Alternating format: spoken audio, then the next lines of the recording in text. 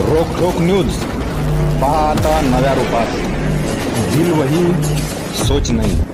संपादक मकरंद साठे। ही काँग्रेसची ताकद आहे। काँग्रेस हा विचार आहे मोदीजी, तुम्ही हा संपवू नाही शकणार।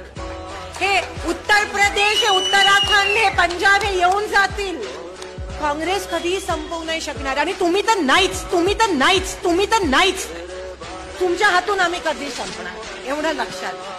ही ताकद आहे। माड्याचा खासदार हा आता चिरेबंदी वाड्यावरून नाही होणार, गडीवरून नाही होणार। माड्याचा खासदार या माढा लोकसभेतल्या वाड्या वस्त्यावरून होणार। विरोधकांच्या बाबतीत जनतेच्या मनामध्ये प्रश्नचिन्ह आहे। याचबरोबर कोणता उमेदवार भारतीय जनता पार्टीच्या उमेदवाराच्या समोर द्यावा हे विरोधकांच्या मनामध्ये प्रश्न। माढा मतदारसंघात झालेली कामं, लोकसभा मतदारसंघात देशपातळीवर 8व्या नंबरला आलेला हा लोकसभा मतदारसंघ आणि इथं काम करणाऱ्या खासदाराच्या विरुद्ध कोणतं बुजगावणं द्यायचं असा प्रश्न विरोधकांच्या पुढे आहे। आज एक महाशय आपल्या मतदारसंघात सगळीकडे बोलत सुटलाय, मी वर्षाला 1 लाख कोटी आणले, तासाला वर्षाला 1 लाख कोटी आणले, तासाला 1000 कोटी आणले असं बोलत सुटलाय।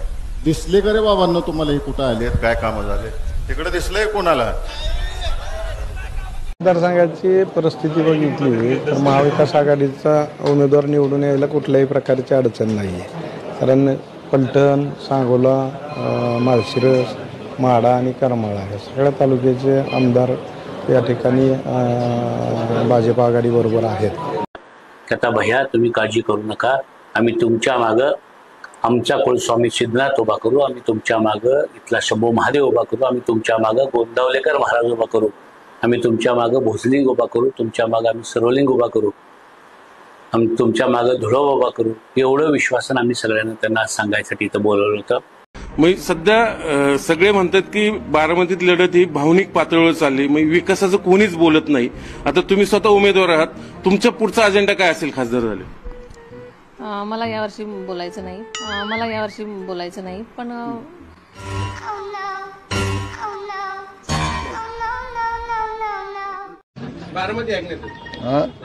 बारामतीत सुनेत्राताईंचा पराभव निश्चित आहे।